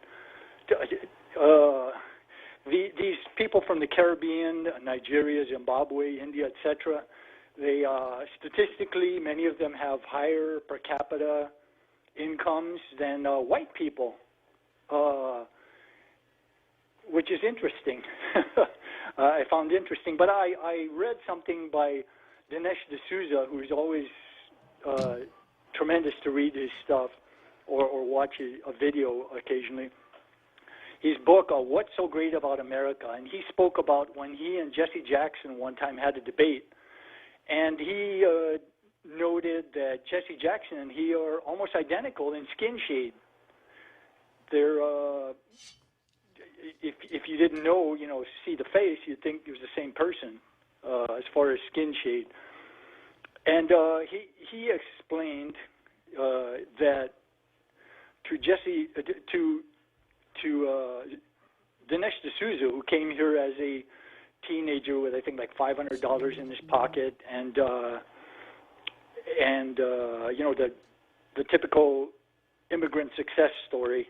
He had come from a country of extreme poverty, and he had come to America. And one of the first places he wanted to go to was because his hosts were asking, "Where do you want to go? Do you want to go to a national park? Do you want to go see, some famous museum?" He said, "No, I want to go to a supermarket." So they took him to a supermarket, and he was just agog. He was walking through the aisles and aisles and aisles and aisles of merchandise, which to Americans is no big deal, but to someone from poverty-stricken India, or parts of India anyway, it was like a miracle.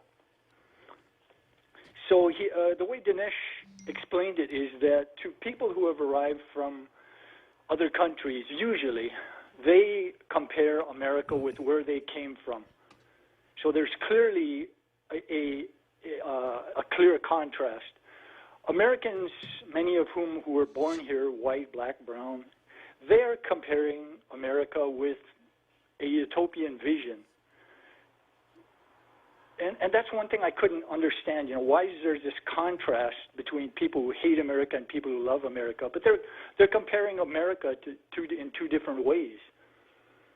The people that hate it are, and there's no way we can possibly meet the standards set by a perfect social justice, socialist utopia. It's impossible, and we will never do it. And that's why no matter how hard we try and how many logical arguments we throw at people, they say, "Oh, but this, and it's not, all these problems, all this, this and that." But that really made sense to me. I really appreciated that explanation because I began to understand a little bit about why some people, two people of, people of color, one can despise America, and another can love America. And just one other quick point is about as far as conservatives becoming more active. I think the problem with conservatives and libertarians is we're in a position of defense. We're defending what many of us have already gotten. We've got a good career, a decent home, good family, some savings and investments. In defensive, I think you'll agree, is kind of a weak position compared to being on the attack to destroy. And the left is on the attack. They are out to destroy America with the idea of destroying it and creating a socialist, a social justice utopia out of the rubble. And it's very much like a religious movement, almost like kind of cultish in the religious fervor behind it. So I'm not sure how you overcome that exactly. One is a defensive position, which I think, you can correct me, but I think in the military, a defensive position is kind of a weaker position rather than being on the attack. Well, actually, the defense is, or general rule, the defense is 3 times stronger than the offense. Really? Yeah. Well, because the defense has the ability to dig in, fortify, arrange its supply lines, et cetera, et cetera, et cetera. But that's not. I still go along with your point, because in human events, politics, social interaction, et cetera, certainly being on the offense, it's kind of like volleyball. You can only score points when you're on offense. You can't score points on defense. And you're absolutely right that conservatives have not gone on offense. And there's a difference between being on offense and attacking. Being on offense means that you take every opportunity that you can to advance all of the good things about your side. That's what I was just jabbering about a few minutes ago. That, that every one of us really ought to act like a good Baptist preacher and inform everyone who doesn't know all of the benefits of the American system of free enterprise, capital, democracy, as it used to be before this last year here came along, and trying to do what we can to convince as many people to come over to our side, or at least stop playing with the other side. That's the only way we're going to get anywhere. Yeah, I think you're right, and in the lead up to World War II, the Americans were very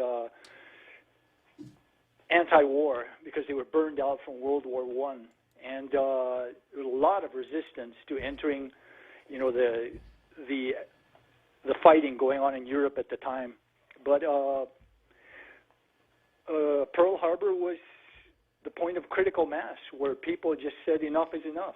And I don't know when that point will be. If this is it, they're like boiling us little by little. Incrementally. It's very strategic, and so I don't know.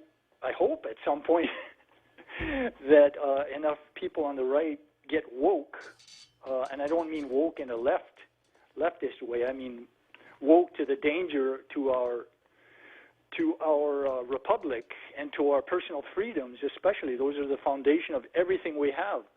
Everything we have, the prosperity and the security and everything else is built on that foundation of personal freedoms. Without personal freedoms, you can ask Chinese citizens and Vietnamese who, I have friends who are preaching in Vietnam. The walls have ears. Everybody is spying on everybody. And the same in China. What kind of a world is that to live in? I mean, it's just not good. Anyway, I hope that we wake up in time, because every day is just getting later. It's really very concerning. I never thought we'd be where we are today. Well, I'll be looking for letters to the 2 newspapers over the name of, you can just call yourself Carl Borja Nelson. Don't blow your cover. Don't sign yourself as the most dangerous man in the room. But I'll be looking for your letters to the editor, Carl. Okay, Bob. And also, I'll be going to Jungle Watch, junglewatch.info, and looking for your posts there, too. Jungle Watch has tremendous reach. And the difference between putting something in Jungle Watch and putting it on Facebook on Tall Tales or saying it, whatever you put on Facebook lasts for what? A couple hours and it's gone. And the same with all of the dulcet tones that go out over the air. But if you put something on Jungle Watch, you know, if you once you get into it, it's a very interesting place to be. You'll see that people are still looking at stuff that's been on Jungle Watch for 6 or 7 years. Wow. And are still posting on those items. So it's got tremendous reach. And you know that if you go to Jungle Watch and you look at the card, you can make a comment on anything that occurred during the show and magnify it, or, well, you know, you could praise it, magnify it, glorify it. You know what to do. You could even say my name. You could even mention the legendary Jose Martinez. Wow. And that's what we got to do. You know, you can't win any battles inside the house. You can't prevail inside a shell. Very true. Well, you've sold me on it. I will. I've written it in my super high-tech, ultra-sophisticated, fail-safe pocket notebook. So I will check that out. Nothing more high-tech than a pocket notebook, Carl. Thanks for calling. All right. Bye-bye. Yeah, the most dangerous man in the room by far. Yeah. You know, if our Carl starts to become a participant on Jungle Watch, you go there. You know what I mean, right? Oh, yeah. You remember what Jungle Watch was like in its heyday? Oh, it was busy. It was really busy. It's almost like watching a movie. Yep. But, you know, you get our Carl in there when he's really cranking, man. Well, the pen is mightier than the sword, but in our Carl's sense, his pen is a sword. Exactly. That's why he's called the most dangerous man in the room. Okay, well, it's a little too early to start heading down the home stretch here. Next item on the card is First Circuit versus Gods and Arrows. So I'm afraid I do not have any good news for Gods and Arrows at all. I haven't had any good news for Gods and Arrows since December 20 of 2019, when cockfighting became illegal all over the United States. And, you know, at the time that law kicked in, we had a lot of scofflaw talk. Well, it'll just go underground then. You know, it's part of the culture. I learned it from my dad. We've been doing that for years and years. Who do those folks over in Washington think they are? I don't know if there are cockfights going on now. I never was part of that circuit. I have seen nothing. I'm kind of a Sergeant Schultz. I've seen nothing or heard nothing about it, but if you're still thinking that you want to do something with it, sometimes in life the thing to do is say, I really liked it. It was great while it lasted, but it's over. And that's it. Because this guy, Wayne Pacell, is very, very active, and he's very good at what he does. And if you keep on doing it, sooner or later you're going to get caught. You know, when December 2019 came along, you heard stuff like, what are they going to do? Send somebody out here from Washington to enforce it? And my response was, the guys who enforce it are already here. They're called the FBI and the United States Attorney. So it's just something you don't want to play around with. Well, this is an article that ran in the Daily News. Federal court rejects Puerto Rico challenge to cockfighting ban. A 3-judge panel of the U.S. Court of Appeals for the First Circuit rejected a challenge to the federal law banning cockfighting from Puerto Rico's cockfighters.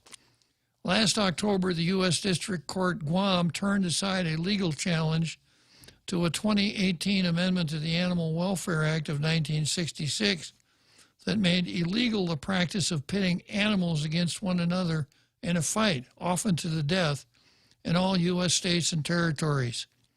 The animal fighting provision had a 1-year delay in implementation, taking effect on December 20, 2019. A very auspicious day, December 20, 2019. Auspicious because 81 years earlier to the day, a famous talk show host was born. Yeah.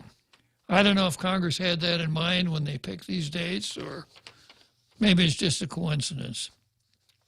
The Puerto Rico decision was the result of an appeal of a decision last October by a U.S. District Court judge, according to a news release from Animal Wellness Action, an organization which filed a friend of the court brief in the Puerto Rico case. The decision makes it clear the United States has authority to ban cockfighting, the release stated. Congress, the federal courts, the U.S. Department of Justice have been crystal clear on the matter. Engage in animal fighting activities and risk going to prison, said Wayne Pacell, the founder of the animal rights group. It's time for cockfighters in Guam, in Puerto Rico and Guam, to obey the law. So, like it or not, it is in fact the law. Okay, so let's break for the seventh inning stretch.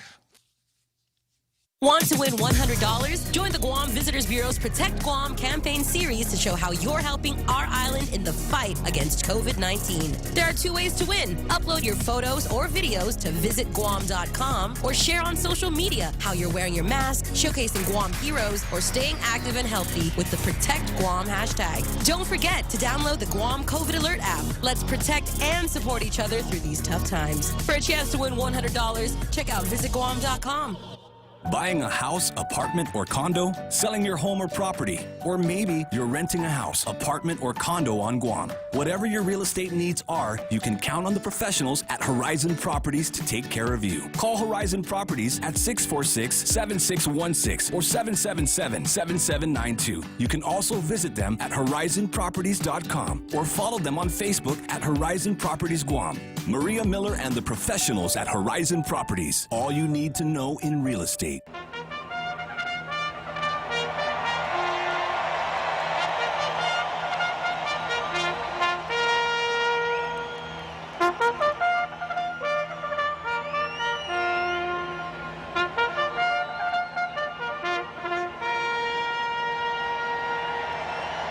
So here we are again in Churchill Downs, Louisville, Kentucky, the home stretch for another day of Tall Tales.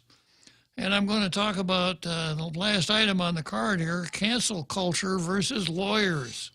We all know what the cancel culture is. We all know what lawyers are. And I spent a little time, I guess it was last week, talking about Shakespeare's Henry II. First of all, let's kill all the lawyers, right? That's what I think the Democrats want to do. Oversight group presses justices to remove Cruz Hawley from the Supreme Court bar. So they're talking about Ted Cruz and Josh Hawley.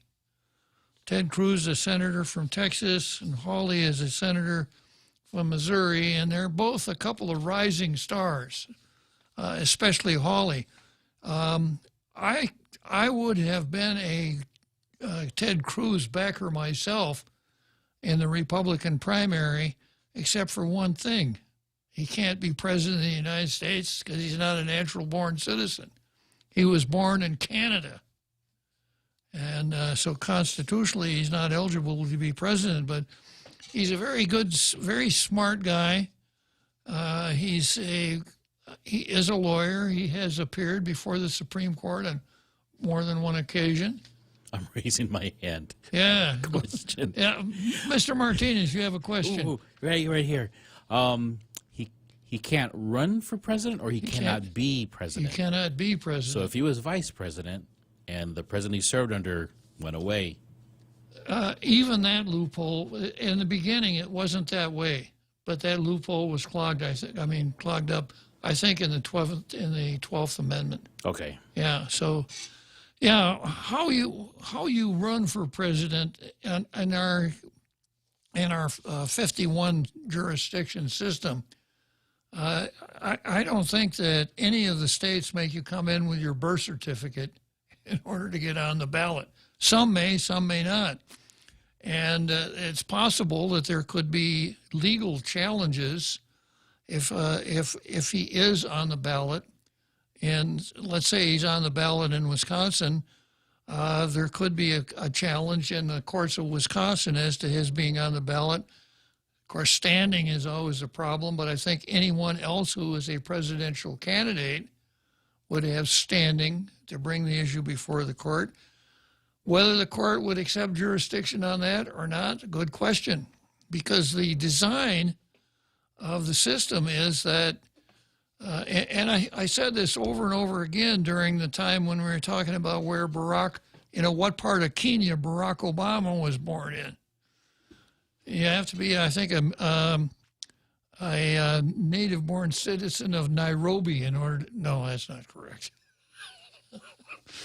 So, and of course, that's where Trump made his bones on the whole citizenship thing of Barack Obama. And I'm still not convinced. I feel the same way that I feel about the elections. There's an awful lot of stuff that just doesn't make sense to me. It just doesn't look right. And I don't give anybody the benefit of the doubt.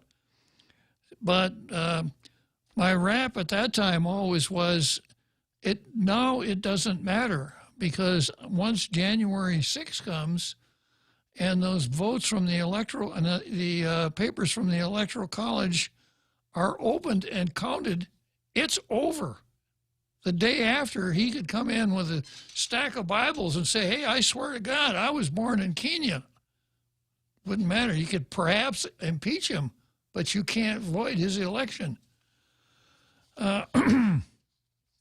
So that is the final test. But getting back here to the cancel culture, a judicial oversight group is pressing to disqualify Senators Ted Cruz and Josh Hawley from the Supreme Court bar because of their connection to the Capitol riot. Now, let me just tell you a little bit about the Supreme Court bar. I am very proud to say, you got a round of applause ready there? I'm a member of the United States Supreme Court. And I even got a friend of mine into the Supreme Court bar. Yeah. Here's how it works. You have to be admitted to the bar of any state. You have to be admitted to the bar of any state for 3 years. And then your admission has to be moved by 2 other members of the United States Supreme Court. They sign on the papers. You send it in with the filing with the appropriate fee, and in a reasonable time, you get the really nice, maybe I'll bring it in someday, this really nice parchment, all in the really official lettering, etc. And the admission to the Supreme Court in $3-4 probably gets you a cup of coffee in almost any restaurant in the country. The one thing it does get you, if you want to go and watch oral argument, there's a special process for members of the bar to get in. You kind of go to the front of the line, the front of one of the lines anyhow. So that's how it happens. So I had a friend, a law school friend, that was admitted. So after I passed the 3-year mark, I had him sign, and I had Judge Cristobal Duenas from the district court sign my admission to the Supreme Court of the United States. Now, you want to know how many times I've argued before the Supreme Court of the United States? Gosh, I can't remember. But it's something that lawyers do. It's a, kind of a, it is indeed a badge. And it really looks nice on the wall of your office, etc. And if you're going to argue before the Supreme Court, you actually have to be a member of the Supreme Court, of the Supreme Court bar. Oh, wow. Yeah, you just can't come wandering in there and say, hey, guys, I thought I'd make some points on this case here. My cousin Vinny. Yeah. So, and Ted Cruz has argued before the Supreme Court, and so therefore, it really means something to him. If I were to lose my membership in the Supreme Court bar, I wouldn't like it, obviously, but it's not going to be a personal tragedy for me. But would you be a voting member of the Supreme Court bar to deny, or you know how they have members vote whether to deny someone? Well, the two different members, two different definitions of bar, okay? First of all, if you go into a courtroom, you'll know there's that railing around in front of the judge's bench. That's the bar. That is the bar. So to be a member of the bar means that whatever the rules are for appearance in that court, to come into the bar, you've passed it. And then jurisdictions also have bar associations. And that's where you do the voting. Now, if that isn't complicated enough, some jurisdictions like ours have what's called an integrated bar. So the Bar Association is the regulatory body for lawyers. They do that on behalf of the Supreme Court.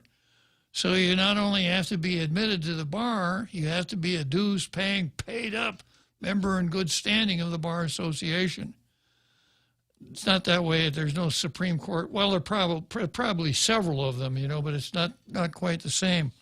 So this is really throwing a big rock at these two guys for absolutely no reason whatsoever. So going back to the article, a judicial oversight group is pressing to disqualify Cruz and Hawley from the Supreme Court bar because of their connection to the Capitol riot. Fix the Court, a nonpartisan watchdog, that's the name of a group, Fix the Court, wrote in a letter Wednesday that the lawmakers engaged in conduct unbecoming an officer of the court by baselessly objecting to the certification of the Electoral College results.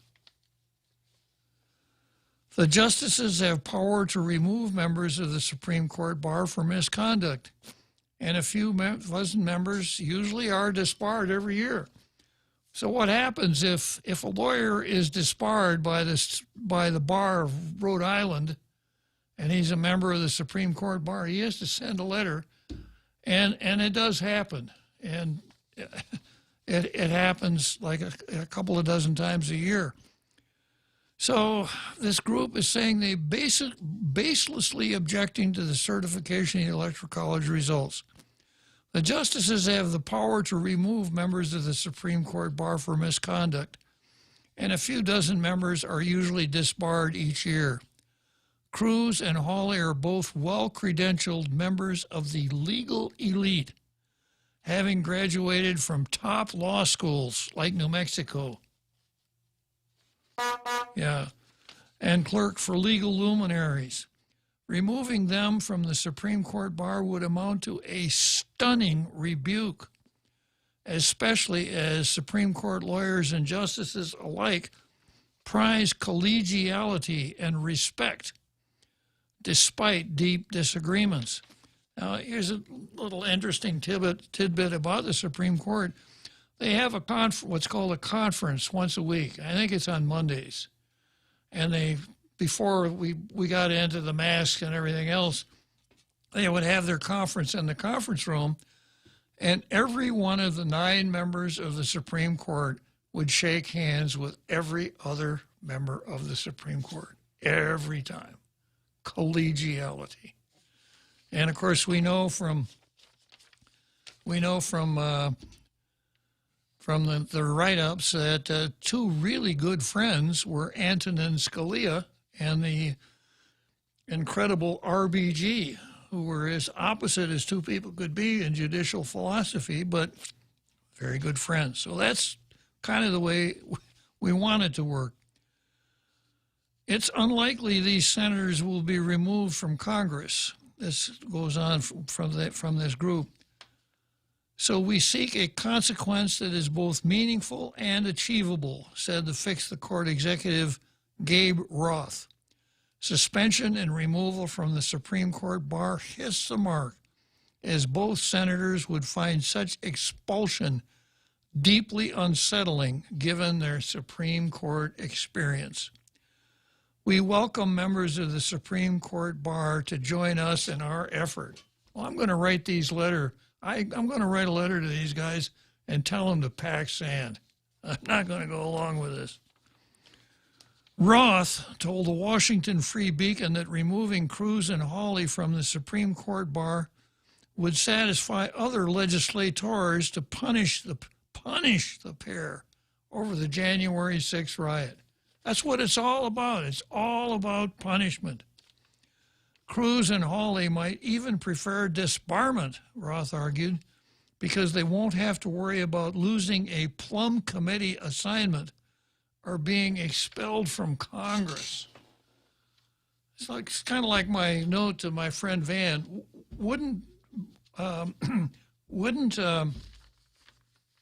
drawing and quartering actually be better? Instead of kicking him out of just draw him and quarter him. Give the poor guy a break.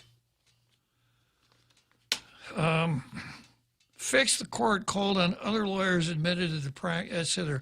Lawyers must meet certain professional criteria to argue cases or file briefs in the Supreme Court. Qualifying attorneys are admitted to the Supreme Court Bar during official session on motion of 2 members in good standing. Even if the men are removed from the Supreme Court, they could still practice law in other courts. But of course, they'd have to give notice to every place else, who might then start their own disciplinary proceedings. Yeah, it's really pretty draconian. I want to finish this up tomorrow. I'd like to find some good news to bring in here tomorrow, but looks like it's not going to be all that easy. But we'll give it a shot, and we'll see you all tomorrow.